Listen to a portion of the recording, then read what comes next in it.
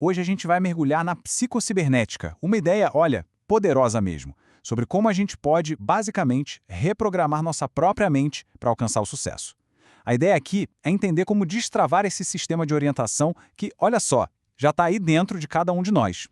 Então, para começar, vamos pensar uma coisa. O que é que define de verdade até onde a gente consegue ir?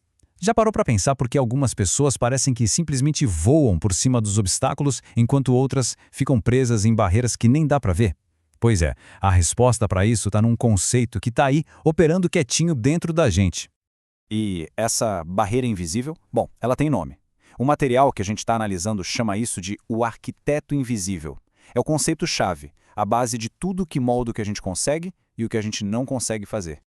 E esse arquiteto é a nossa autoimagem, é o conceito central de tudo. Pensa nela como se fosse a planta baixa da nossa personalidade, sabe? De acordo com essa teoria, ela não só dá um empurrãozinho, não, ela define os limites do que a gente acredita ser possível. É ela que está no comando de tudo. Então, aqui está o pulo do gato. Para conseguir transformar um fracasso em sucesso, não adianta ficar só na tentativa e erro, sabe? Focando só no que está do lado de fora. A mudança de verdade, ela começa por dentro. Tem que expandir essa imagem que a gente tem da gente mesmo. E olha, isso aqui ilustra perfeitamente o poder dessa ideia. O livro conta o caso de um estudante que, nossa, ia super mal na escola. Reprovado em várias matérias, errava a maioria das palavras, mas o ponto é, ele não era incapaz. A autoimagem dele é que era de alguém incapaz. A partir do momento que ele mudou o jeito de se enxergar, os resultados dele mudaram da água para o vinho. Ele não ficou mais inteligente do dia para a noite. Ele só destravou o potencial que já estava ali. Tá, mas como é que a tal da autoimagem tem tanto poder assim? A resposta está no jeito que o nosso sistema interno de orientação funciona. Então, a palavra psicocibernética, ela vem do grego e significa timoneiro. Sabe, a pessoa que guia o navio. A ideia central é que nosso cérebro, o nosso sistema nervoso, funciona como se fosse um mecanismo incrível que está sempre buscando um objetivo. É um tipo de servomecanismo que guia a gente automaticamente na direção de um alvo. Mas calma lá, tem um ponto super importante aqui. Isso não quer dizer que a gente é uma máquina, um robô. Longe disso.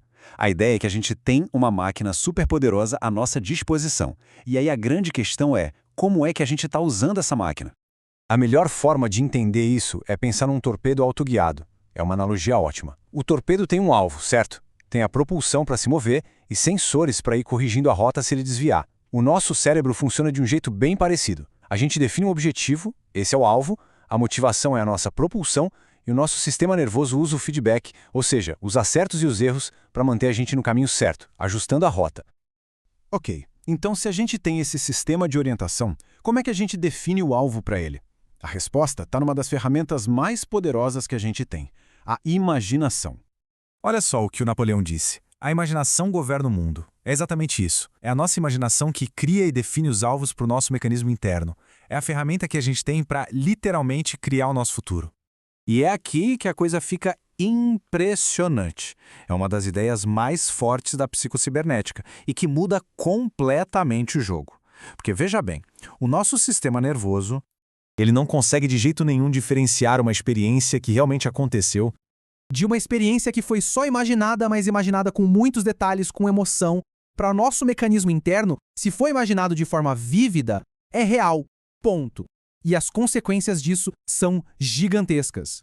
Beleza. Se a nossa mente não diferencia o real do imaginado, o que isso significa na prática?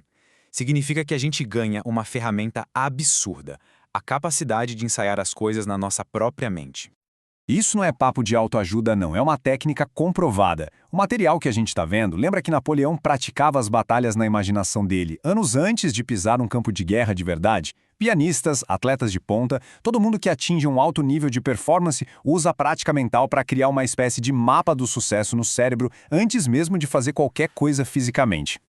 Quer um exemplo bem prático? Pega essa técnica que o livro chama de faz de conta para vendedores. É genial. Eles basicamente criam vários cenários de venda na cabeça, praticam mentalmente o que vão dizer, o que vão fazer, ensaiam as respostas para as perguntas e objeções mais difíceis. Ou seja, eles resolvem os problemas na mente antes mesmo de eles acontecerem. Eles estão praticando o sucesso antes de sair de casa. E o resultado disso, olha, é impressionante. Grupos de vendedores que botaram essa técnica em prática viram as vendas simplesmente dobrarem, ou até mais, chegando a 150% de aumento. Isso mostra, na prática, o impacto real de direcionar o nosso mecanismo interno usando a imaginação. Certo? Então, como é que a gente junta todas essas peças para finalmente destravar o nosso potencial? A grande lição é a seguinte: aquele mecanismo interno, ele está sempre ligado, 24 horas por dia, 7 dias por semana. Ele nunca para. Ele está sempre trabalhando para atingir as metas que a gente dá para ele, seja de propósito ou sem querer. O segredo, então, é alimentar esse sistema com os alvos certos, com alvos de sucesso. E o potencial disso é absurdo. Lembra daqueles vendedores? Pois é, alguns deles individualmente, que usaram a técnica do faz de conta, chegaram a aumentar a produção deles em 400%. 400%. Isso só mostra o poder surreal que a gente libera quando alinha a nossa imaginação com o nosso mecanismo de sucesso. E tudo isso nos leva a uma pergunta final para a gente pensar. Se o nosso sistema nervoso realmente reage ao que a gente imagina, e se o nosso mecanismo interno trabalha sem parar para alcançar os alvos que a gente define, então que tipo de sucesso vale a pena começar a imaginar a partir de agora?